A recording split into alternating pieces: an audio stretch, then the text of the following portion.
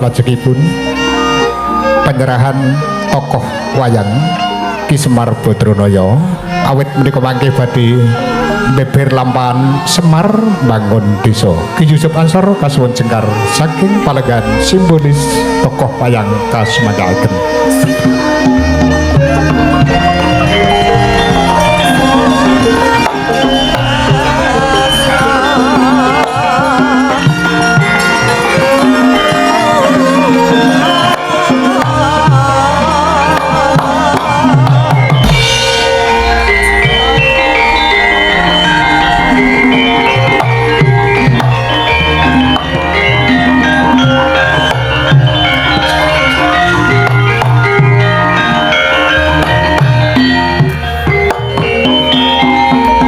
Malih pengasanipun Bapak Ibu mekaten awit saking namining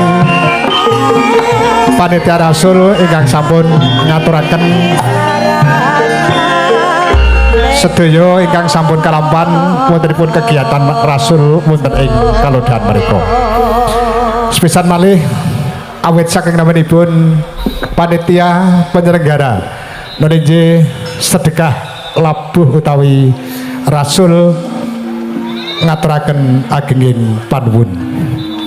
Bapak Ibu sepisan malih putri kalodhan menika Ki Yusuf Ansor badhe beber lampahan Semar bangun desa. Lan ugi badhe karegengaken ing semangkih pelawak ingkang sampun kondhang kaloka Mbak Elisa kalian Pak Di Sihono ingkang badhe nglipur kebetulan sami. Melanipun guyunipun dipun wet-wet nggih. Ya mangkeh le guyu diwet-wet, ampun guyu terus sakniki nggih. Mangkeh le guyu. Bapak Ibu mekaten kemawon salajengipun wedal sautaipun mutrasanipun Ki Yusuf Ansor sasana sumangga katur sumangga. Assalamualaikum warahmatullahi wabarakatuh. Nuwun.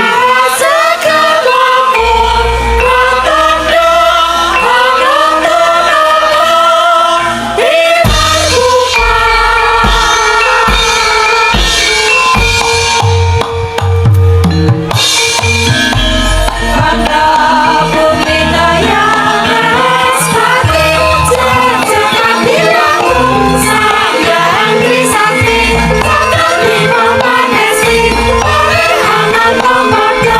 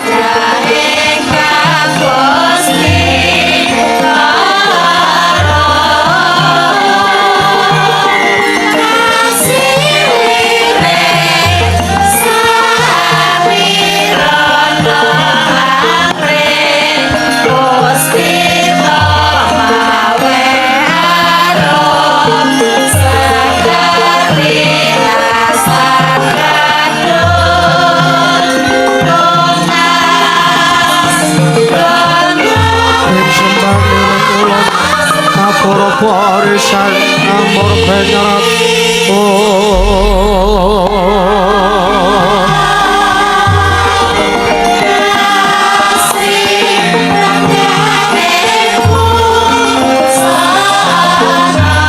Merencangan kangkring kanan sireng kasih Pukokan sabeko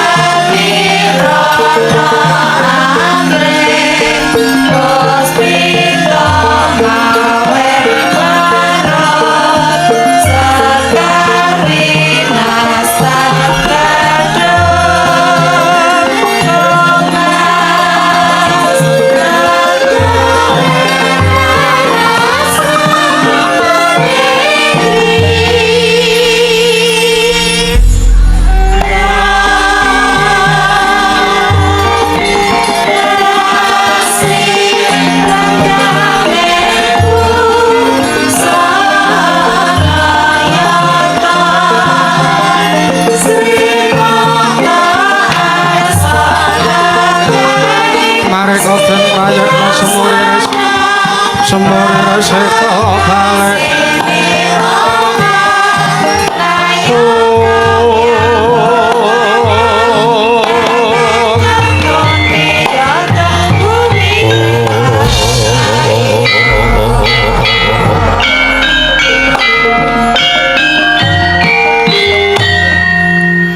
Oh, ilahek Oh, ilah nabi kena mastu promosidam Mawi kena mastu purama sidam silat maringgang Jakarta Rondo sirang tondo kasih saning bisono sono sinambung nangening melebes temaksil stantun lambang budo jinantur tutur katelo tetulo tulat mering lapting parabdio wini sudut rangkang dinomo domo pinaru ditameng laloto manyo tekap pasananing gupito tawang renggem meralambang matumbo-tumbo marmo panggung sang murwahing kota sida biar tomat ing panjang purwa perwakane kondo narik tuteng basa tumeng gunung ngemusu rasa yen ora saya karaos pelasar angrusa wani muruhing diri rasa rumong sang rumangsani pelur jalma ngelo kaca jarweh wis rakuk jan carita lo becus kagelar jroning pakeliran Yugus Jatra mengsani pagelaran ing purwa Surya Candra darum nyawang Kartika wis kunur putra teng ngawasa sahari ratri angitri bawana para teking duksina gilur kemandi temah dadi petanganing dina sasi marsi windu nyang sarwa abad Ketungan tangkar tumangkar toyo sini rambun toyo jawa patung rembyak dado padang yang kutu-kutu alang atuga burono yang burono dado beranan tanpa wicalan dado padang trawas nari sanggiwang renang yang sumber bawani jagat munggu jagat wetantuk mungup-mungup munggu galengan wukrabang merkangkah lamun kang siayan bilat-bilat bumi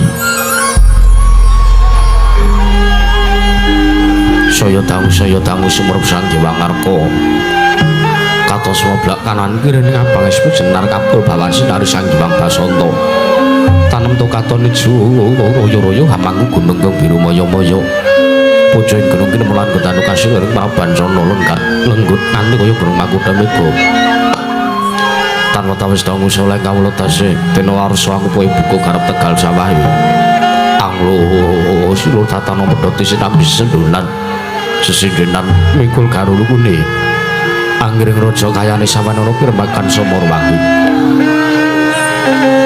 karko saja dangu saja inggil wis katon mala sinar jagat durung ikhlas papat lor kidul wetan kulon sinar jagat kang samya rebut yudha rebut jor bekuwung parandening mangke mapan wonten sak majaning padukuhan sinebat klambe sireng ya sinebat padukuhan ingkang kadempel ya ingkang kabulutan ana desa Panjardawa papane miring pinaraden marga-marga mangajat minggah tepine pinager turus kelayan lantara saben wis sumo pinager banon wiwaraning kapura winangun pura binelah ing tengah sinartan sesanti bina katunggalika aneng nggih pernah ing padukuhan Karang Kadempel awasta Karang Kadempel krana bumine suba sadengah ingkang tinandur kawurihan dadi palawija parigogo dudha ngasak raja lele datan kantun taneman pala sami ngrembaka nenggih pala gumantung pala kewendhem pala kesimpar tuwin karang kitri wae anggem buyuk ngemoh-mohi sinebat klambe sireng labet tengahing dusun wonten wit klampis ingkang cemeng ulesipun sinebat Karang Tumaritis mengko werdi panggenan Mirah Toya sumber agung sendang tlaga mring masabinan kinarya ngancari pari naratasining tirta kinarya panggoyanganing sapi lan pasabene bebek nyang meri tengahing duka Karang Kadempel wonten papan jembar sasana wirangun joglo pinayu sirap Werksasana saka Guru Wreksa Jatiwasesa blandar tengah anggragah dumadi saking jenglot Walikugun Jerambah Winaraden Tinalasah Selaseta lawanging Wisma Wreksa Cendana inep saking Wreksa pelem tali jiwa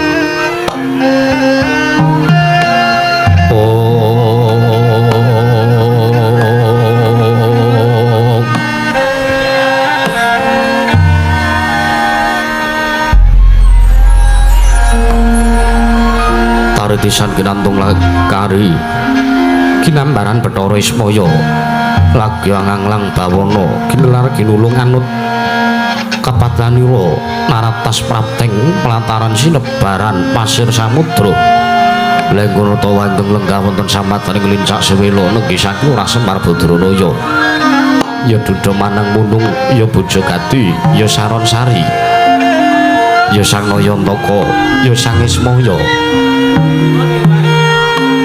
tatar mantra-mantra rajan tata lair drajating aceplik batur nyang Wanakawan abdining para Pandhawa nanging tata lair tata batin menawi den sawang tanpa pintu kaya dene panginjawantaing Sang Hyang Ismaya ing kayewangan prawiring mangke Sang Hyang Ismaya ya Sang Ki Lurah Semar Badranaya nggenya lenggah wonten ing Repat Agung Padukan Karang Kadempel kayap sanjaring para mban jedhi yen Cinandra kalamun widodari ingkang ngiring mandhaping jawata saking kayewangan jenggring Saloka Sang Lurah Semar Badranaya amengkaraken pinggayura ingkang putra nenggih Wanakawan ing Padukan mring apus nenggih saking Lurah Bagong ya Lurah Bronjong prandening mangke kalaos bingung madaning penggalih Sang Lurah Semar Badranaya awit rikala semanten nampi rawira Sang Yogara lancur-lancur Pandhawa priyagung putra saking kasatran Jodipati ing tunggul pawenang nenggih nata ing Pringgondani Sang Gatotkaca ya Raden Gatotkaca ya Rimbyatmaja ya Kacanegara Sang Raden Gatotkaca mengkaraken pinggahipun ing neraka nenggih satring jangkar bumi nenggih Sang Raden Antaraja datan kantun satra nunggal kewarisan Sang Bambang Antasena mulat sepining swasana wonten ing pendhapi Padukan Karang Kadempel datan wonten kang samya sumewa kejawi Sang Yogara lancur-lancur Pandhawa amung nunggu wedharing sabda pangandika saking Sang Lurah Semar Badranaya prandiring mangke Sang Lurah Semar Badranaya datan nglempaken sangyaning para kawula dasih amung nampi rawipun Sangya para lancur-lancur Pandhawa sumawana Sang Lurah Petruk Kanrong Bolong Datan Kanton Kelurahan Nalagaring ingkang ugi samya nderek wonten ing paseban prandening mangke katingal tidem jroning madyaning pasyewakan nadan gegudhongan datan ngobah samirana datan mampah kampiar somong ungling manuk perkutut yang terkuku tan kantun ungling swara podhang kang dening Sang Luar Semar Putra Sikromar pangandikan dadi pangling Srimandika Sang Rayanta kang dening kababaring risan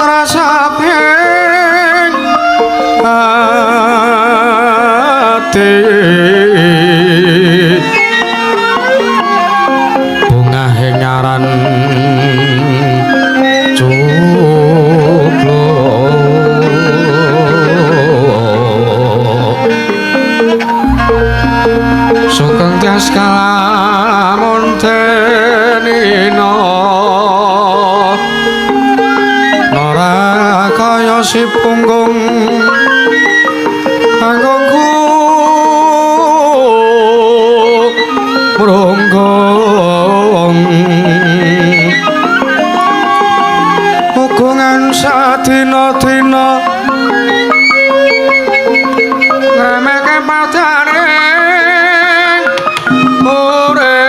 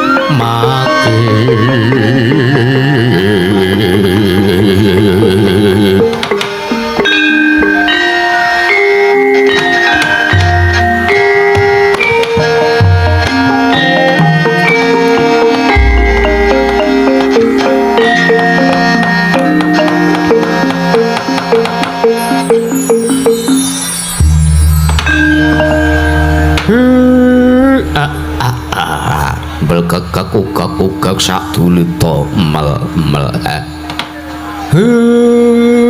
rapati nduga mana Bagong apa Pak ning atase ming sak gubuke awake dhewe wae lah kok iki kedayoan kerawuhan para priyagung tak sawang sing rawuh mrene Ndara Gatotkaca karo para lancur-lancur Pandhawa to le karep de panganan apa awake dhewe ra deduwen ha iya arep nyuguhi apa ya ming ora deduwen wis ya piye-piye wae ditampa kok Pak ha iya ya arep kepiye wae ya berarti cen ndara-ndara lancur-lancur Pandhawa ki gatek karo awake dhewe arep awake dhewe ki ming Panakawan arep awake dhewe ki ming derajate ngaceplik iya ning iki mbuktekke ndara-ndara rawuh mrene iki do tresna karo pake bagekno Pak ora dinae wedang ora dinae pancitan ya ora apa-apa ngibarate wong mara daya kuwi nek wis ikhlas lahir batine iki arep sak pirembakan karo pake ngibarate seger sing tanpa ngombe wareg sing tanpa mangan iya iya tak bagekne rawuh Ndara Gatotkaca heeh kowe kok ndak salah ndara duka kok ndak awake dhewe nampa dosa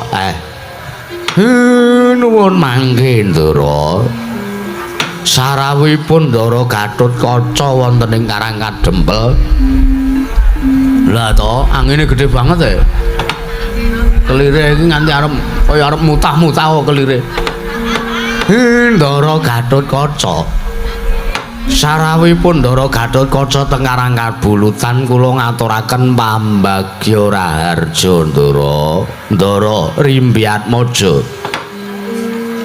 ampa pamujine Siwana Yantaka slamet tekaku ora ana alangan suwiji apa nggonku prapta ning padukan Karang Kadempel ya mung ora liwat aku ngaturke sembah Gatotkaca Tampanana Jawa mengke riyen Ndara mengke riyen kula kok kaget sampean ngaturke sembah karo Semar ampun ngowahi adat lho Gus ngowahi adat lho piye adat saben kula sing ngaturke bekti kalih Bendara merga kula niki ming derajating Panakawan kula bature sampean kula abdine panjenengan mosok Bendara kok ngaturke sembah karo abdine niku mboten pantes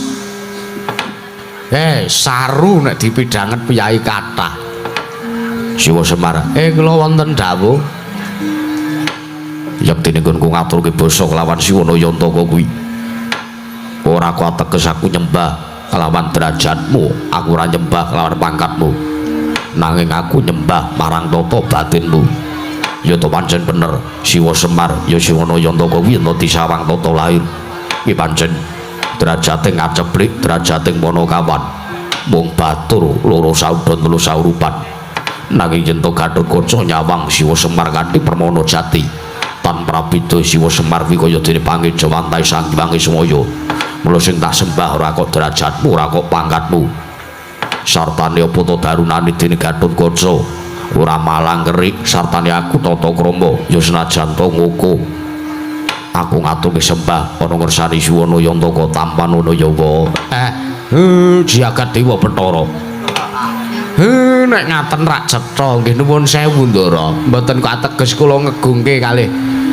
kalenggan kula menika babar pisan mboten wontene sampean pun iso prisa kaya ngoten niku kula malah seneng banget kula seneng banget kula tampi kendela sami-sami mboten langkung kaprayogekna lenggahipun Ndara Gatotkaca teng Karang Kadempel Ndara Siwa Semar kaya wis ora kurang prayogawa Ndara Antarja wilujeng rawuhipun Ndara antuk berkah pamujine Siwana Yantaka wa Badranaya selamat tekane Antarja nggonku sowan ana ing Karang Kadempel yen mringap yen ana ing Lampe Sireng ora ana alangan suwiji apa kepareng aku ngaturke sembahku Tampanana Jawa niki ya kok padha kalih adine kula tampi kendela sami-sami Ndara Antarja Mboten langkung kaprayogekna anggenipun lenggah kaya sura kurang prayoga kaya sura kurang kepenak praptane Antarjawa Siwana Yantaka. Ndara Antasena rawuh wonten ing padukuhan mriki kula ngaturaken pambagya Raharja nggih Ndara Antasena antuk berkah pamujine kakekne apa kakekane kakekne Nayantaka slamet tekaku wae di ora ana alangan suwiji apa ya mung Antasena ngaturke sembahku tampanono ya wae konjo ana ngersane kakek Ismaya ya kakek Dudha Manang Munung ya Bojo Gati ya Saron Sari kula tampi Ndara Antasena dawah sami-sami dipun sekecaken anggenipun lenggah kaya ora kurang sekeca sowan kuwa ana ngersane kakekne Nayantaka tole kowe mbagekno nggih Pak wajane aku riku riku sebabe merga awake dhewe nampa tamu nampa rawuhe para ndara-ndara lancur Pandhawa ki awake dhewe ra ndek sugata apa-apa ra ndek pasugatan apa-apa ora ndek suguhan apa-apa wedang ya ora gablek panganan ya ming nyolong masa ya awake dhewe pantes mbok diaturi kondur wae kuwi ana daya kok malah ditundung kon lunga prayogane ya dibagekke mbok menawa ana wigati sing arep dingendikake karo aku nggih Ndara Gatotkaca sarawuhipun Ndara Bima Siwi sarawuhipun Ndara Rimbyatmaja kula ngaturaken bekti kula kunjuk Ndara Ponokapan Bagong tak tombo ora liwat pangestune Gatotkaca wae tampanono Ponokapan nanging nggih sampun sanget anggen kawula pundi mboten langkung kaskecaken lenggahipun Ndara Gatotkaca yo kaya wis ora kurang prayoga praptane Gatotkaca ana ing padukan Karangkadempel Ponokapan Bagong Ndara Antareja Ndara Antasena bekti kula kunjuk Ndara pamujimu tak tampa sembahmu ora liwat pangestuku tampanono Ponokapan pamujimu Gong ora liwat pangestuku tampanono ya Gong nggih Ndara kekalih sampun kepareng kula pundi karya jiman mugi dayanana kasantosanipun Ndara Gatotkaca mboten langkung kaprayogaken lenggahipun Ndara ketiga wonten padukuhan ing Karangkadempel nggih Ndara ya Ponokapan kowe ora kurang kepenak Bagong kowe wis ora kurang kepenak wis ora kurang kepenak Gong praptakon urusanane wong atuamu ya Siwa Semar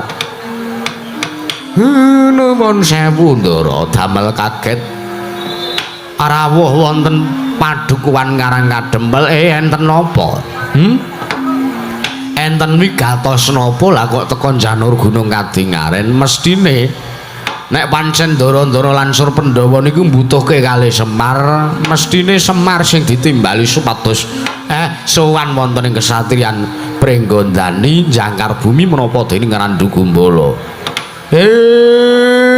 kok kalih nek umpama pancen rawuh Ndara-ndara lancur Pandhawa niku diutus kalih para Pandhawa terus wigatine napa napa ajeng maring pidana karo Semar napa ajeng duka kalih Nayantaka merga kula kurang nggone labuh labet tumrap negari Indraprastha Ndara kula aturi paring dawuh Ndara Gatotkaca Siwa Semar wonten timbalan yektine praptaku sak kadang lancur-lancur Pandhawa iki mung arep maturana ngersani Siwa Nayantaka sadurunge aku munggah ora pendopo padukan Karangkadempel aku wis kepareng sapi rembakan kalawan kadangku ya Dimas Antasena babakan sapa ing menggone bakal maturana ngersani Siwa Nayantaka Gatotkaca ngaptuding maturana ngersani Siwa Badranaya mila saking menika Kakang Mas Antareja kepareng ingkang rayi sumlatur kumawantun lenggah manggaraken jengadika Kakang Mas ora apa-apa Dimas Gatotkaca Suryatane wis sak pirembagan sartane wis padha sarujuk yen lo sing maturana ngersani Siwa Nayantaka kuwi Dimas Pringgondani mekaten yo wonten timbalan kepasang jujuk atuju ing nginu kaeloaning jagat dawaning para Jawata oning wanci ingkang padha oning dina ingkang ora beda nalikane dina anggara kasih kepungkur aku sakadang ya Gatotkaca sakadang putra-putra Jodipati ya putring tunggul pamenang nampa sasmita saka ngersane para Jawata nanging sasmitane kuwi mertandhake apa Gatotkaca sartane kadang-kadangku Kakang Mas Antarja apa dene Dimas Antasena ora bisa mangerteni apa sing dadi werdining pasumpenan ya sasmita ingkang lumantar pasumpenan kuwi mau mula kang saka kuwi perkara impen kuwi iki ya perkara sasmitaku iki bakal tak tanjiake ana ngersane Siwana Yantaka. Heeh Kek. Antasena ki kaget. Dhisik dhewe Kakang Gatotkaca ngendika karo Antasena nalikane aku gregah wungu saka Nendra.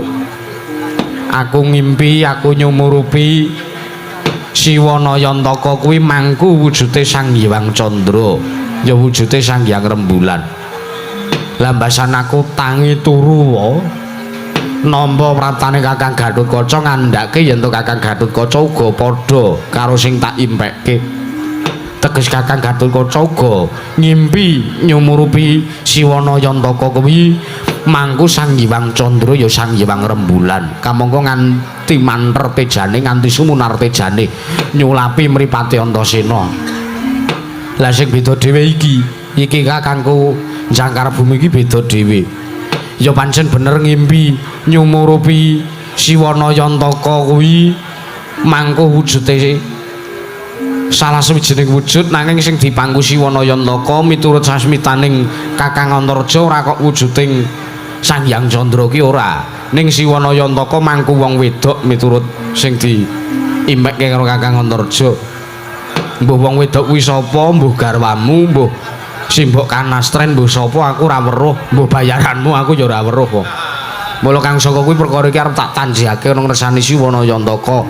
Janjane Siwana Yantaka ki arep duwe gawe apa, sartane arep paring dawuh apa karo ngersane para Pandhawa. Kok nganti menehi pralampita sasmita sing kaya mangkono karo anak-anak Pandhawa wae. Siwana Yantaka Siang Bantara Ratri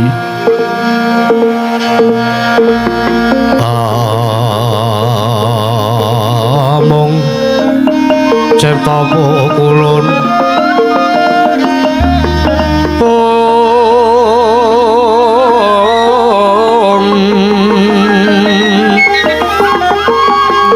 tanana liyan kaeksi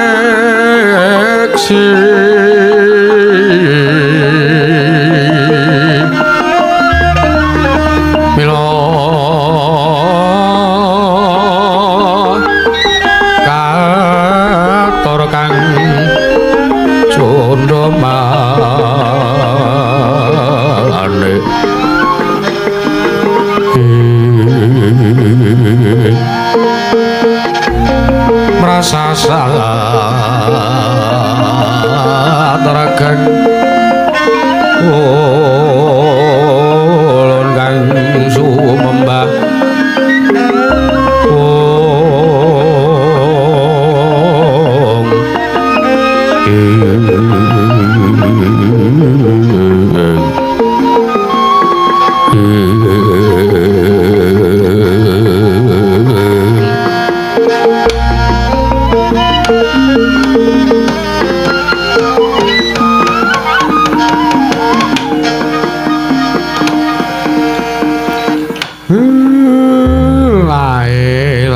kok kaget atine Semar.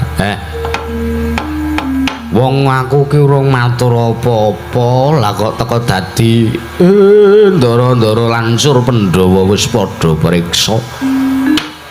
Ndara-ndaraku wis padha uninga yen to Semar arep duwe gawe. Marata diake paringa dawuh. Yen to munggo ature Siwana Yantaka yen to wancen Siwa Semar arep duwe gawe. Pengen duwe gawe apa Gatotkaca sagu sabyantu ora tedeng aling-aling tedeng yen to pancen nggone Siwana Yantaka duwe kekayuhan mbutuhake prabiya bondo praja pringgondani tabunen Gatotkaca ora bakal mikir ringo-ringo aku ora bakal suwela yen to kudu ngaturake bebono ya brana picis ana kersane Siwana Yantaka kekayuhanmu apa wae paringa dawuh yen to pancen butuhke dana prabiya dhuwit lan sapanunggalane bondo jangkar bumi tawunen aku ora bakal wegah. Aku bakal sabiyantu wujude glondong pengareng-areng. Guru bakal guru dadi peni-peni raja peni tak aturake ana sanisi wana Yantakawa. Dage kek paringa dawuh. Arep ndek gegayuhan apa sartane nggayuh apa? Apa Siwana Yantaka arep nggayuh wahyu? Apa arep nggayuh kanugrahan? Apa arep nggawe apa? Apa arep mbangun meneh? Rumahsaku kok sugih timen Semar iki. Bola-bali mbangun, bola-bali mbangun, mbangune iki ya ming sewengi gumunku. Kaya ora ana crita liyane wae. Mbungan bangun, mbungan bangun. Mengke riyen Ndara Antasena. Leh kula ajeng bangun iki ora kok bangun tata lair niku mboten. Ndara Gatotkaca, Ndara Antareja mengke riyen. Nek kula arep gawe dalan, nek kula arep mbangun papan sing jembar, sing elok, sing megah, sing indah, niku mesti kula pun nyuwun wonten ngarsane Gusti ben kula diparingi dana prabiya, ben kula diparingi kekiyatan, kula iso mujudake papan sing magrong-magrong. Yo. Nanging gandeng senes niku sing kula angkah, gandeng senes niku sing kula gayuh, senes menika ingkang kula jangkah. Pramali, pramila. Kula ora arep njaluk dana prabiya napa-napa kalih para bendara. Merga sing ajeng kepengin kula bangun, sing kepengin kula gayuh niku ming kawulane miturute para kawula. Sing ajeng kula bangun niku ming batine para warga masyarakat. Sing ajeng kula dandani niku ming pakartine para kawula, ming morale para warga ing Karangkadempel. Merga nuwun sewu. Mun 2 taun niki Karangkadempel kok gagal panen, Ndara. Kula bingung. Ampa sangka nggone para kawula ingkang padha ora nindakake manembah. Kula kinten Semar niku ya bendina iki ora kurang-kurang dawuh kalian para kawula, padha manembah miturut kapitayanmu dhewe-dhewe, miturut kapercayanmu dhewe-dhewe, keyakinanmu dhewe-dhewe, agamamu dhewe-dhewe. Kula ora meksa kon duwe kawula teng Karangkadempel ben nganut kapercayan siji niku kula mboten meksa. Wong niku kapercayane dhewe-dhewe gumantung kalih atine dhewe-dhewe. Kula kinten ya wis ora kurang-kurang. Kawula Karangkadempel nggone padha manembah ana ngersaning Gusti niku pun mboten kurang-kurang. Ning kok ya Gusti menehi pacoban 2 taun lawase niki padukuhan Karangkadempel gagal panen, Ndara. Sik Ndara Antasena pripun? Nek sampean ngendika kok Gusti menehi pacoban ana Karangkadempel kuwi luput. Luput kula pripun, Ndara? Luput. Kuwi dosa gedhe. Merga nuwun sewu, padha karone kakekne Semar kuwi ngembe karo panguwasaning Gusti Kang Arya Loka. Kudune diwenehi pancoban, kudune iki sampean ngucapke syukur ana ngersaning Gusti. Karangkadempel isih dinehi pancoban. Karangkadempel isih dinehi sengsara. Teges Gusti iki isih tresna isih gatekake kalawan kawula ana ing Karangkadempel. Beda karo yen to Karangkadempel iki anane ayem-ayem tata titi tentrem, ora ana alangan suwiji apa. Ning kanane para kawula padha ora manembah ana ngersaning Gusti, ning kawulamu padha rupian-rupian, padha seneng-seneng, padha ndurusi marang mobal-babale kanepson, lali karo sing nitake, lali karo Gustine. Lah kuwi malah sing bebayani. Nggih. Kala mangsane wong-wong sing ora padha nindakake ibadah, padha mulya uripe kuwi ora kok teges berkahi karo uripe kuwi ora. Ning pancen mulya-mulyane uripe wong sing ora ngibadah kuwi pancen diuja uripe karo ngersani Gusti Arya Loka. Wong sing ora nindakake ibadah kuwi diuja uripe, dinae apa-apa, dinae kecukupan bondo donya, derajat pangkat panguwasa kabeh diwenehke. Ning janjane dheweke ora sadar, dheweke ora mangerteni, dheweke ora emut yen to sejatine Gusti kaya ngono kuwi ngelingke karo dheweke supayane dheweke kon manembah. Mula diwenehi bono picis bondo donya sing tumpuk matumpa-tumpa supayane dheweke ngucap syukur lantaran ngibadah manembah nang ngersaning Gusti Arya Loka. Kuwi wis ana contone. Contone Pakde Kukurawa kae. Kayak iki selawase urip ora tau kok sing jeneng negara Ngastina ku Taman Pegebluk ki ora tau. Ning Kurawane kuwi lho gumunku. Gumunku Kurawane tumindake iki maksiat tok, tumindake bendinane ming dem-deman. Sing padha duwe dhuwit ming padha royal. Bendinane ora ana liyane sing ditindakake kejaba mung tumindak sing ora prayoga. Watak angkara budi candala. Ning gumunku kok negara Ngastina ora tau sing jenenge gagal panen, ora tau kok sing jenenge tekan mangsa ketiga ki ora tau.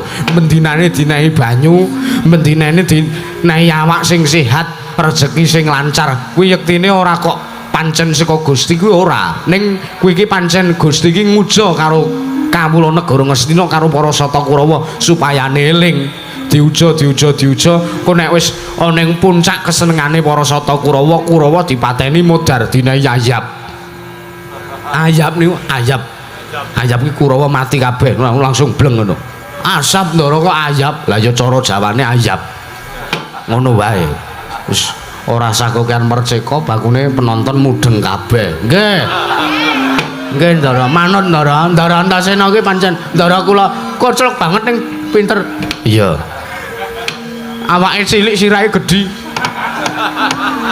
awake klambine ming ukurane es kok ikete ukurane sewidak nek mboten Ndara Antasena mboten nganti kaya goteng ha iya Kang nggih kuwi Pak kleru nek sampean ngendika nek Gusti kena ngapa kok meneh pacoban nuwun sewu matur nuwun Ndara Cen kula sengaja kula matur, cen sengaja kula ngresula, sengaja kula sambat sebut teng ngarepe sampeyan.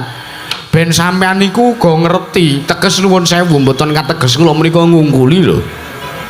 Kula wau niku ngetes kali lancur-lancur Pandhawa kira-kira wis iso mangerteni marang sangkan paraning urip, marang sangkan paraning dumadi napa dereng.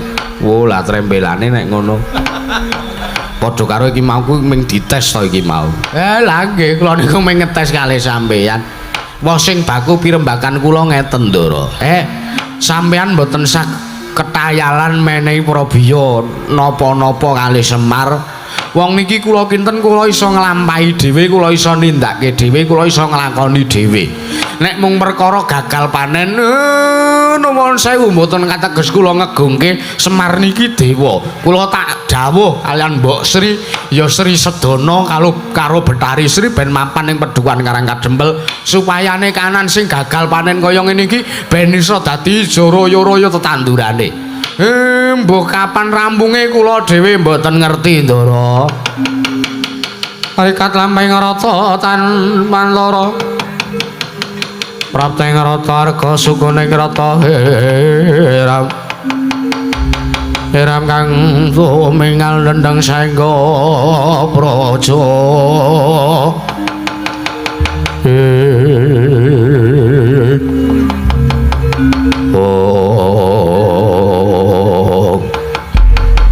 Didemadaning kawontenan arep patagung wonten Padukuhaning Karangkadempel nalika semanten kagiat setaning galih nata mringga dari Sang Prabu Anup Gatotkaca tan kantun Sang Raden Antareja sumanu Sang Raden Antasena midhanget sabda pangandikanipun Sang Kelurahan Semar Badranaya dadya legeg datan mubadatan musik nganti kaya prati mogol kencana ndadosaken kanyut pinangka warju kanyut minangka jaring wong keca warju jare wong inang durung abangi durung manjing dasaring mertala kasaru geger jaba yang arsa takaping murku wasiban bono amuk apa to kang dadi darunane lambu ora ana macan gajah medha saka wantilan kejawi amung rawuhipun alindra saking tlatah sabrang minggah madaning pendhapi Padukuhan Karangkadempel ing Karangkabulutan Galia kaya barongan tinanggap akar kagar sang Yapurapana kaman Sumawana putra Pandhawa Putraya putraya nenatri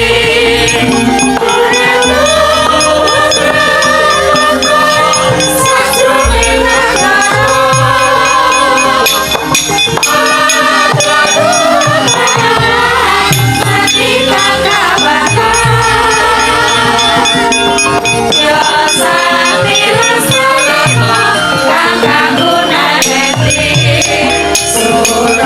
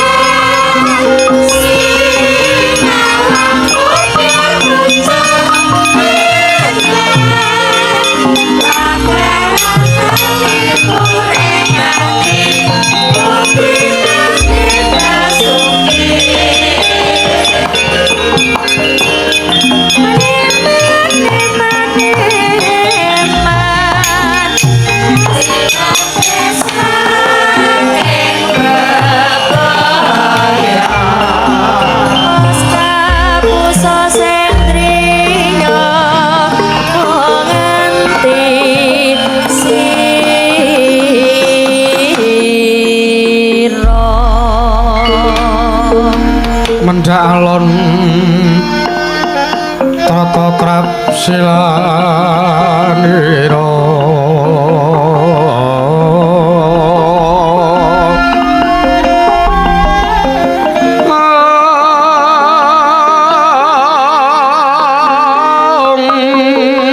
sindane mangan wae ngejamaken astanira kalih astanira kalih pisan yen nganti magawe pranta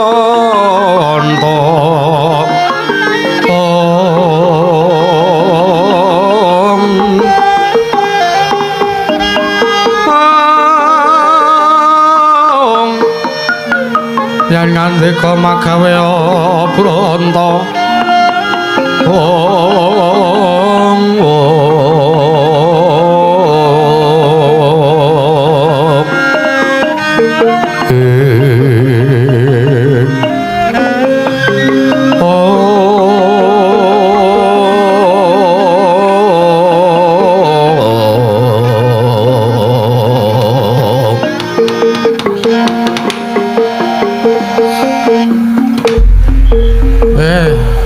urung rampung leh ku matur ana ngersane para lansur-lansur Pandhawa. Bagong, apa Pak? Iki kok eneng rawuhe Nalindra nek tak sawang saka busanane iki wong kota, Bagong. Teges Nalindra saka tlatah Sabrang. Kowe kenal apa ora karo iki? Aku ki mung wong kere ya. Kekancananku karo ratu-ratu kaya ngono kuwi. Ya ora mungkin to, Pak. Udu aku ora ndek kenalan Ratu Sabrang, tur kancaku ku ya mung wong-wong desa kene, Mitra, Wasti, Paliya, ngono-ngono kuwi kanca-kancaku kuwi. Ya iya, heeh. Ora duwe kanca ratu kaya kuwi sing rawuh rene iki ora duwe aku. Iya, heeh. Kancaku kuwi bangsanane. Ya bangsanane kuwi pokoke wong tangga-tanggaku kene mengan ora ngasilkan jabane ngrangka negara Ngamarta. Bagekno wae, Pak. Iya to, Ling. Heeh. Nek ratu kuwi le prapta mrene arep gawe tentrem ya alhamdulillah. Teges Bapak kudu ngaturke panuwun. Ning nek anane ratu kuwi prapta mrene iki mung arep mbebudhek banyu bening kanan Karang Kadempel minggir, Pak. Asik kepe ratune. Wis dadi aturmu engko nek nganti kowe ndledek karo apa sing wis tak omongke. Lho mung kari pasrahke ndara-ndara lancur Pandhawa rampung. Jare sagu arep bantu karo gegayane bapak. Iya, heeh. Ngono wae wis gampang. Perkara ngono kuwi sing penting tembunge, Pak. Iya, heeh. Bageke ratune. Nuwun sewu sinuwun, sewu-sewu lepat Diagung Mangaksami. Wondene Semar nampi rawuhipun paduka Kanjeng Sinuwun rawuh wonten Pedhuwan Karang Kadempel. Kula ngaturaken pambagya raharja sinuwun. Lajeng jejuluk paduka sinten Nalindra saking pundi kepareng kula paring dawuh. Ya jagat pangestu karo wayah Bathara jagat. Wis iki sadurunge aku nampa sing dadi ngendikamu. Semar, aku tak mawas marang kahananmu sithik. Kados pundi sinuwun? Kowe iki jarene piyai kondang, kowe iki jarene wong sing ditresnani karo para priyagung-priyagung Nalindra iki padha njaluk supayane kowe sing ngemong ratu-ratu ana ing tanah Jawa kuwi supayane kowe sing ngetutke. Lah kok kananmu Semar?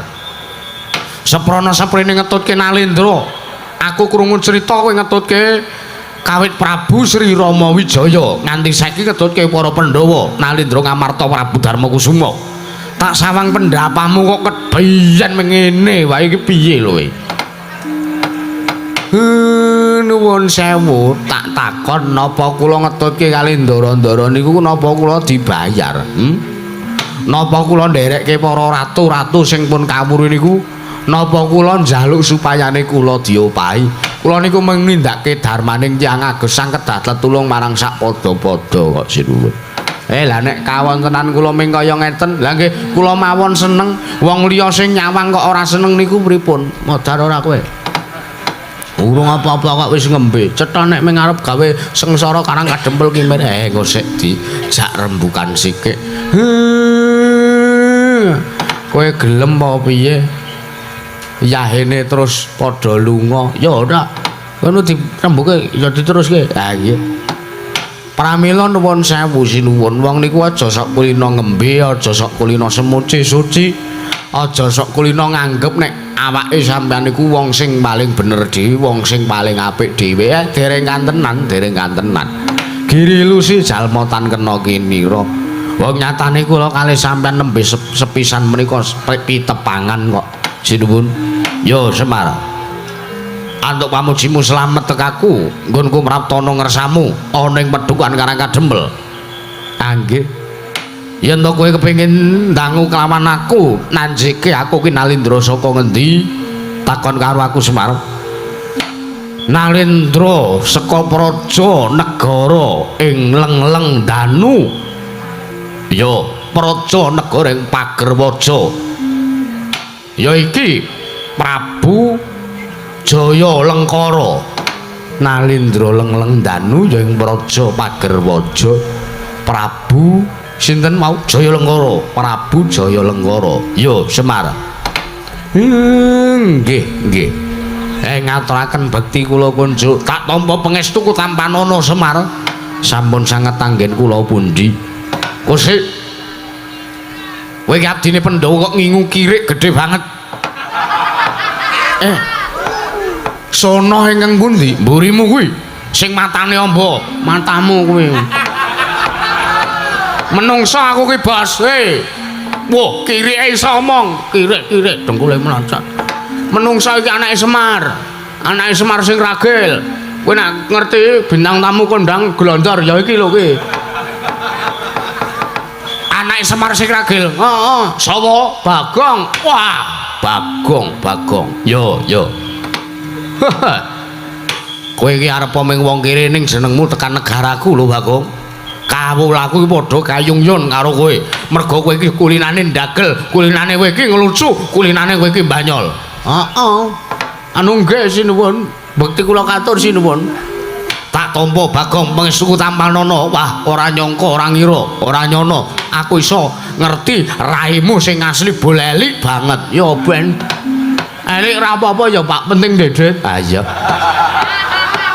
Wong elik nek Dedet ndek kuwasa ngono wae. Gampang wong urip ning alam donya ki ming kaya membalik telapak tangan kok. Bekti kula katur tak tampa pangestuku Tampanana. Kula pundi akan Jiman. Prayogaken sinuwun Jaya Lengkara. Kaya wis ora kurang prayoga praptane panjenengan ingsun ana ngersane bapakmu ing Karang Kadempel. Nggih, Semar. Wonten dawuh.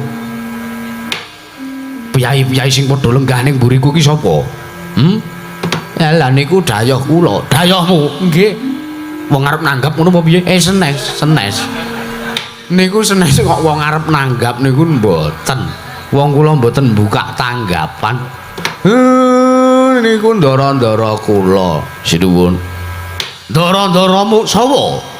Sing wonten wingking sampean pas niku nata pringgondani Prabu Anom Gatotkaca. Prabu Anom Gatotkaca. Nggih. Jagat pangestu ngoro ayap loro jagat. Semar, wonten dawuh, kowe ngerti apa gak? Pripun? Satriya-satriya ning negaraku ki sing didolake Raden Gatotkaca. Satriya-satriya ning negaraku ki sing dikeblat Prabu Anom Gatotkaca. Satriya ya Nalindra ing Pringgondani. Wah, satriya kok kaya pesawat. Ngger wis kocap mabur, abur-aburan, mungsuhe disamber kono, nyamber saka wetan, genti nyamber saka kulon. Elok tenan Semar. Kowe kok iso kedayon Raden Gatotkaca ki piye to kowe? Entek ragat pira kowe ngundang Gatotkaca? Mboten samawi ragat wong niku cilik sing ngemong niku Semar kok sampean niku pripun? Sing cilik, kecilik sing ngemong kowe? Nggih. Wah, nganti dina dungkap aturku Semar. Krana senengku iso ketemu langsung karo Raden Gatotkaca. Njur sing mburi kuwi sapa? Mburine Raden Gatotkaca. Niku kakangne Ndara Gatotkaca niku Ndara Antareja. Raden Antareja, nggih. Nek ora pati kenal aku Semar. Raden Antareja kuwi anakane sapa? Putune sapa aku ora pati kenal. Niku putu Dewaning Ngula, putranipun Dewi Nagagini. Niku Ndara Antareja. Ora kenal aku Semar. Kok jlentrehno tarik-tarik kaya ngapa aku ora ro. Lah nek sing wingking dhewe nika mburi dhewe kae sapa? Ket mau tak sawengi delogak-delogok delongap-delongop. Ketap-ketip sapa kuwi? Niku satriya ndugal kewarisan niku Ndara Antasena. Wo, genthone iki. Nggih. Wah, rumah saku dhisik iki tatone urung ana kok saiki wis tatonan barang. Ngarang satriya ndugal kewarisan nggih kajenge sak polah-polahe. Senggel apa piye? Lho. Urung-urung wis nantang gelut. Lho piye? Piye? Ngarani aku gentho ya kudu wani tanggung jawab. Coba. Ndara Antasena mengki riyen niki kula tak takon kalih Sinuwun Prabu Jayalengkara. Ngati-ati lho. Nggih. Kowe ana bobol boro teng kanan. Ndelalahe ratu iki mengarep gawe rusak kanan kareng kadempel minggira. Ora usah melu-melu tak idiake dadane. Modar ora kowe disumbari Ndara Antasena. Semar, wonten dawuh Sinuwun. Aja kaget praptaku, aku arep ketemu karo kowe Semar. Nggih, sing sepisan aku tetinjo tilik marang karaharjanmu sak anak-anakmu ana ing Pedukuhan Karang Kadempel. Salajengipun sabanjure aku arep matur apa wigatine Semar. Aku arep matur apa wigatine kanggo ngersamu. Aku arep njaluk senjata pitulung Semar. Blaka Suta aku tak njaluk senjata pitulung karo kowe. Gandeng kondange akeh nyebutake Semar kuwi pusaka sing bisa kandha, jimat sing bisa ngucap. Semar kuwi nadata drajating Panakawan nanging angija wantahing Sang Hyang Ismaya. Mula kangsa kuwi aku tak njaluk senjata pitulung karo kowe. Tulung ana negaraku ing Pagerwaja, ya negara ing Leleng Danu Semar. Lah negarane sampean negari Pagerwaja, ya negari ing Leleng Danu kenging napa? Ngerti ya Semar? Wah, bingung rasane ngatiku, kaya-kaya wis pepes bayu kang tapis, ora duweni pangarep-arep apa-apa meneh. Ya merga saka negaraku ing Pagerwaja ing Ketaman Pagebluk mongko suwene wis 3 warsa.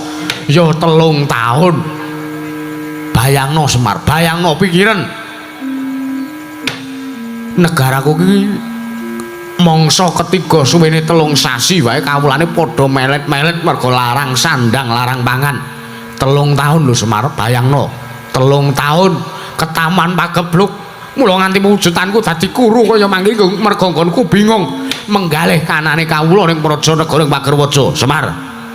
Gandeng kowe iki titah sing diibaratke pusaka isa kandha jimat isa ngucap. Tak jaluk paringa dawuh karo aku Semar. Kepiye syarat seranane nggonku bakal maloyake praja negara ing Pagerwaja. Apa kowe kudu sowan ning negaraku, apa kowe mapan ning negaraku sawetara? Apa pancen kowe kudu ngemong karo Nalendra ing Pagerwaja ya Prabu Jayalengkara Semar. Paringa dawuh karo aku Semar. Nuwun sewu Sinuwun. Kula kok kaget banget sareng midhanget pangandikanipun Sinuwun Prabu Jayalengkara. Mendah Ketaman Pagebluk nganti 3 taun niku coba kula mbayangke nek niku kedadosan teng Karang Kadempel. Ketaman Pagebluk 3 taun niku mun dontek kula mun modar kabeh. Lah ning niku nganti 3 taun kok ya isih urip niku kula bingung Kula malah gumun kalih kanan praja negarane sampeyan Sinuwun. Kake paringa dawuh, kepiye nggonku bakal mayuake praja negara ing Pagerwaja Semar. Nggih. Nuwun sewu lho Sinuwun. Sak mangertos kula negara sing rusak utawa negara sing ayem niku padha mawon merga tok sumbering perkara arep negara niku tentrem, arep negara niku regejekan, arep negara niku taman pagebluk, arep negara niku ayem, mbuh arep negara niku kanane kawulane morat marit padha ra duweni panemba ana ngarsaning Gusti niku janjane kuncine namung setunggal. Kuncine ming siji. Nggih, matur. Kuncine apa? Kunci L apa kunci Inggris? Ndagel. Aja ngono to mrene ngono dimatak-matake lho kowe. Senes kok kunci otomotif niku senes pun. Kuncine ming setunggal, ratune utawa pengarepe utawa nalendrane. Cobi umpamane ngeten kemawon, wong sing padha pacak baris. Padha pacak baris renteng-renteng reruntungan sing mburi-mburi nika memburi mesti sing dinut sing arep dhewe. Nggih to? Ya. Sing dinut sing arep dhewe, nek sing arep dhewe menggok, sing mburi ya melu menggok. Nek sing arep dhewe ora menggok, sing mburi ya ora melu menggok, tetep lempeng nggone lumampah. Niku wong pacak baris. Lah, wonten salah sakwijining negari niku mengumpamane kaya wong dene sing padha pacak baris niku. Nek sing ngarep ya pengarepe niku tumindake sae, mesti memburi mengisore melu sae tumindake pakardine. Ning nek sing ngarep niku pun ting jelarit ora karu-karuan kaya to dene wong pacak baris sing arep dhewe sing dinut kamangka ning sing arep dhewe malah kluyuran peplayon. Lah niku sing arep ngetutke nggih bingung, ngetutke kok ngetutke wong peplayon. Lah mbok meneng kemawon, mendel kemawon, lingguh kemawon malah kepenak. Dadi sampean madeg nalindra teng Pagerwaja niku mung kuncine ming wonten sampeyan. Nek sampean iso ngayomi, iso semulur ngayomi kawula sampeyan, sampean iso mimpin Praja Negara Pagerwaja kanthi temata lahir lan batin, kawulane sampean mesti ya bakale tentrem. Kawulane sampean ado saka regejekan, ado saka rubeda durga mendak kala sirna, anane momat sinamatan daya dinayan. Yen pinuji temah mawujud manunggaling cipta rasa karsa sak temah babar karya niku sing kudu sampeyan onceki niku. Banjur syarat-syaratane waliyaning praja negaraku kepiye? Aku ngrungokke wejanganmu kok ning ati Makcel Semar. Semar, wonten dawuh nek kira-kira kowe ngemong kawula ning praja negaraku wae piye? Nek kira-kira kowe ngemong kawulaku, kowe ngemong karo aku, kowe dadi pamonge Prabu Jayalengkara piye? Nuwun sewu ayan kula kathah sinuwun. Ayanmu akeh piye? Ayanmu akeh tegese piye? Kowe iki ming ngamula cilik, ming derajate kaceplik wong loro saudon telu saurupan, kok kewajibanmu akeh iki kewajiban sing piye? Kewajiban sing kaya ngapa aku tak krungu. Ha niki para rawuh niki dayoh kula niki niku mbutuhke tamba. Ndara Gatotkaca niku lara jiwa niku. Lara jiwa kuwi kok ya enek wong tuwa kok ya enek. Ndara Antarja niku mbutuhke tamba saking Semar. Niku lara boyok. Ndara Antarja niku pemuda jompo niku. Ndara Antasena niku mbutuhke obat. Obat apa? Obat abit. Ampun kula elikke nek dolan niku ampun teng Parangkusuma nggih kaya ngoten niku entuk-entukan. Ora babar wirang lho kowe. Antil ning kene lho. Nuwun sewu niki nyata sinuwun. Pramila nek sampeyan ajeng boyong kalih Semar paripaksa nuwun sewu, mboten saged kula pinanggani merga gawean kula tesih kathah sinuwun. Sinuwun Prabu Jayalengkara. Jaja montap lir kinentap. Duka yayah sinipe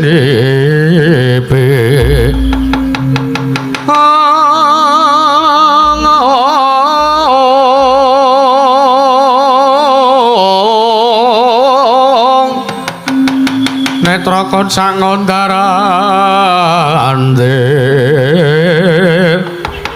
edemnya mangalon saka padanane rombaranang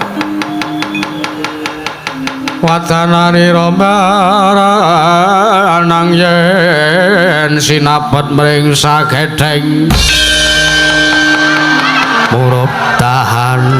Sukartanira. Oh, manus maring jajalanat. Sukertaning bawana iblis lanat. Semar. Kula wonten dawuh.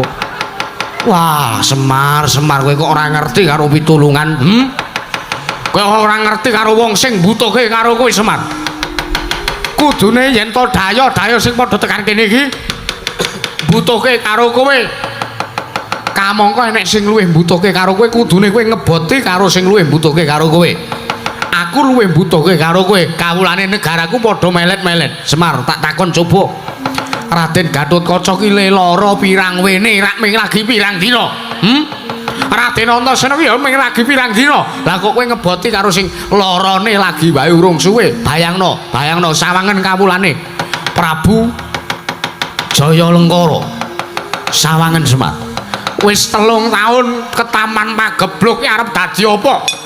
Apa negaraku arep kelakon dadi bledok mangampak-ampak? Apa kelakon negaraku bakal lebur tumpes tanpa sisa? Semarno.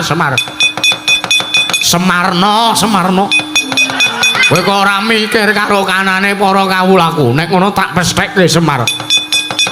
Kondangmu ki mingayawara, teges kondangmu ki ora tumus karo kasunyatane. Jare kowe iki nindakake dharma tetulung marang sapada-pada. Aku ki titahe Gusti njaluk tulung karo kowe Semar.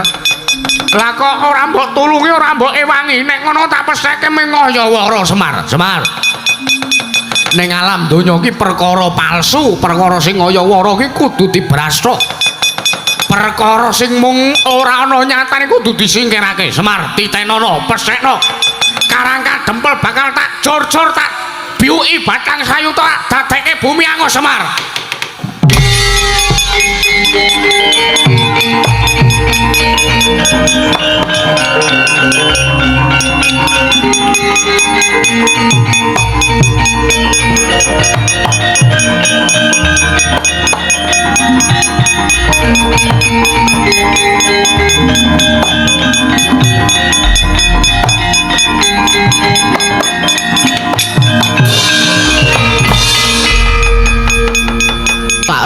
Tak rungokke ket mau lagi wae teko kok unine wis atos. Nek ora tak waneni ora bakal bisa tentrem kanan karang kadempel. Ponokawan Bagong maju sajak ora trima wae. Coba bayangno. Eneng dayah teko mongko dayah iki Priagung. Priagung sing pancen mbok pundi-pundi, Priagung sing pancen mbok sugata kanthi pasugatan sing prayoga kanthi pasugatan sing becik. Ning kono kuwi Priagung sing rawuh ning negaramu, tok pundi-pundi tok ajeni, tok hormati, tok sembah-sembah. Ning wong sing tok sembah-sembah ki ora ngerti karo olehmu nyembah, ora ngerti karo olehmu kowe nyugata prayoga ning sing rawuh ning negaramu, malah ngelek-elek negaramu. Bayangno, Mas. Bayangno, kowe ndek pikiran apa ora? Kowe ndek bayangan apa ora? Sing dienggo mbayangke ki utek. Lah kowe ndek utek apa ora? Nek ora ndek utek ya wis berarti ora iso mbayangke kowe. Bayangno wis. Kowe ketekan Priagung, kowe ketekan Nalindra sing derajate luwih dhuwur saka sampeyan, ngelek-elek negarane sampeyan. Mongko Nalindra sing rawuh ning negarane sampeyan kuwi sampeyan ajeni, sampeyan bekteni, sampeyan kaosi kok kaosi. Lah ya kowe piye perasaanmu piye? Hah? Ora iso wangsulan kowe. Ngono kok. Kena mental mungsuh Bagong. Perasaanmu piye nek wong sing elek-elek negaramu? Nek wong sing ngancem karo sampean, mesti sampean runtik. Wong sampean ki sing ndek omah cara-carane nampa dayah ki tamu kudune ngajeni karo sing ndek omah. Lah kok tamune sageleme dhewe, tamune jelalatan pating pecicilan. Sampean sing ndek omah ra ya runtik to, ora iso mene wangsulan wong ra ndek omah sampean. Ayo. Blakasuta mawon sinuwun Prabu Jayalengkara. Kowe arep omong apa? Pancen sengaja ora tak wangsuli, cangkemmu kowe ngucap ngayawara karo Prabu Jayalengkara. Ya ora tak wangsuli ra masalah. Penting nang mriki niki nuwun sewu. Tembunge sampean cetha, tembunge sampeyan arep mboyong karo bapak niku cetha nek sampeyan niku semaure kali bapak gelem ngenteni sagung ngenteni ya Semar ora apa-apa tak enteni sak rampunge kewajibanmu tak rampunge sak enteke gaweanmu ora apa-apa sing penting kowe sowan ning praja negaraku ing Pagerwaja maloyake kahanan negaraku ngoten men penak kok. Ndak tak Semar kowe ora manut karo aku tak bumi angus karang kadempel. Oh, nek ngono kuwi urusane karo komandane, Mas. Sauni-unine sampean, ha. Ayo arep piye? Kelek ambune kok batang.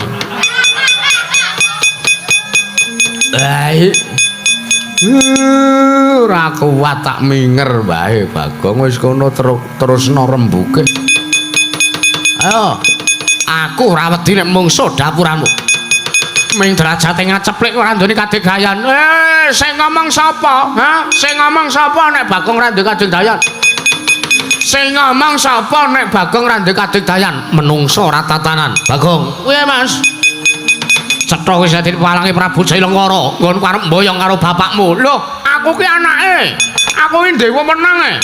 Tumrap bapakku aku ki dewa menang. Aku dewa menang Marbawasesa. Kira-kira bapak ki iso tak prenggake supayane manut karo kowe apa ora? Lah nek bapak ora manut ya wis sak karepe sing arep tembungi.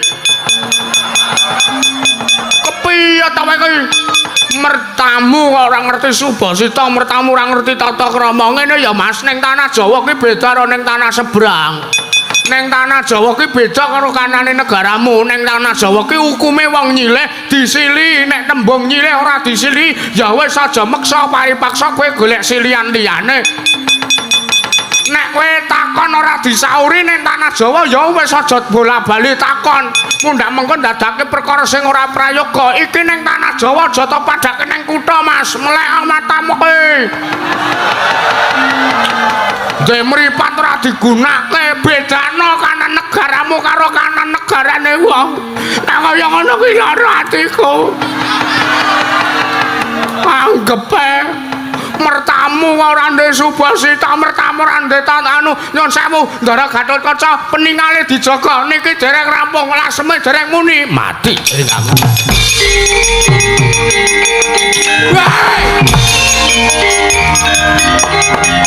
Lho piye kae?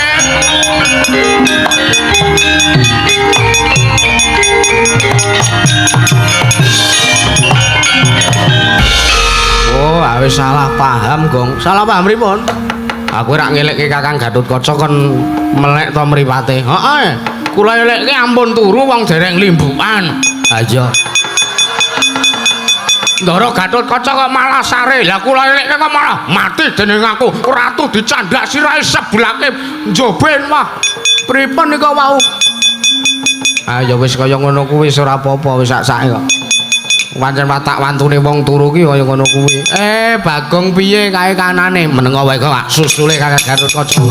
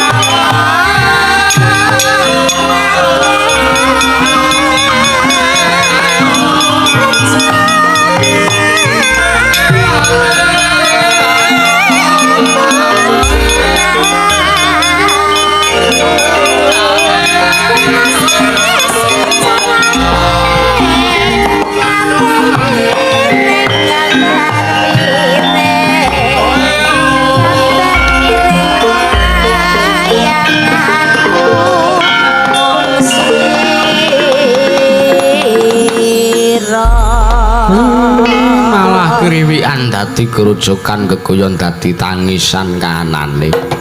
Nyadong dawuh Rama, nyadong dawuh Pak. Tak rungokke saka njaba kok geger koyoke Bagong bengok-bengok. Heeh, Tru, aku bengok-bengok aku. Ngopo iki, Gong? Masalahe apa, perkarane apa? Ora kedayoan ratu sugih ali-aline kiwa tengen dinggone kabeh drijine. Ning tata kramane ra gablek. Ora gablek apa? Ora duwe. Bapak kok dionekke. Kaya janji rat gelem tak boyong negaraku aja takon dosa karang kademplak bumi angus padakan kene iki sing bocah putra daerah karang kadempel ngerti bumi ku tageti arep dirusuhi kok ming meneng wae ya gak iso piye kon iku. Wah, ya sik kowe iki kewanen. Ora kewanen, Tru. Aku ki mbelani bumi Wetagetehku. Kowe ora trima senggel ya karo aku kene. Weh. Aku ki mengelekke karo kowe. Oh, aku kira kleru, aku kira luput, ora lali kok tak elingke ngono semangke anak pateni sisan malah. Lho. Ora kena ngono lho, Gong. Ora kena ngono apa. Wis aja do padu. Ora padu ngopo kowe? Gerangane ya arepane. Aku ki misah karo kowe kok malah aku sisan arep ajar. Sampeyan ku ya ngono kok, Pak. Ngopo? Dibelani ra ngerti wong belani. Padakan aku ki mbelani sampeyan ngene iki ben sampeyan aja ngasih diboyong ratu kae mergo aku ngerti kae mesti ratu licik kongkonane Kurawa paling no kae. Aja sok ngarani sing ora-ora. Wong ki koyoke bengi iki ra metu Kurawa kok kowe iki sok kaya ngono. Ayo ditokke men kepenak. Wantil modar kowe. Senengane ora. Nyadong dawuh Rama Semar, nyadong dawuh Pak. Nyadong dawuh Pak. Sing prayitna ngati-ati. Cetha wis arep kelakon sing dadi panjangane Semar aku arep bangun desa. Nggih. Iki kelebu pacoban lho Tole. Tak jaluk supayane kowe jaganen kanan karang kadempel aja ngasih kahanane mengko ngembet karo kawula sing ora mangerteni kentang timbuling lelakon pojok plereting kanan tumuli malah kesempuyok ing ngaradan aja ngasih ngono ya Tole. Ngestaken dawuh Pak, ngestaken dawuh Pak. Heeh Pak, ngestake dawuh babe hutan.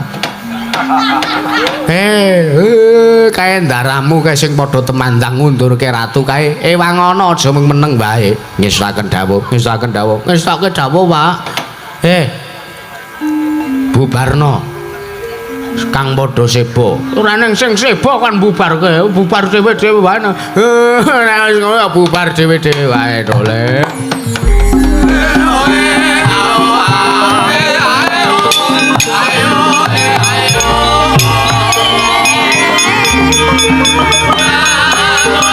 Sindane do kemulan.